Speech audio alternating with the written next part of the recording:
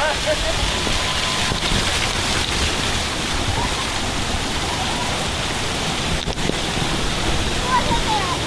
Круто.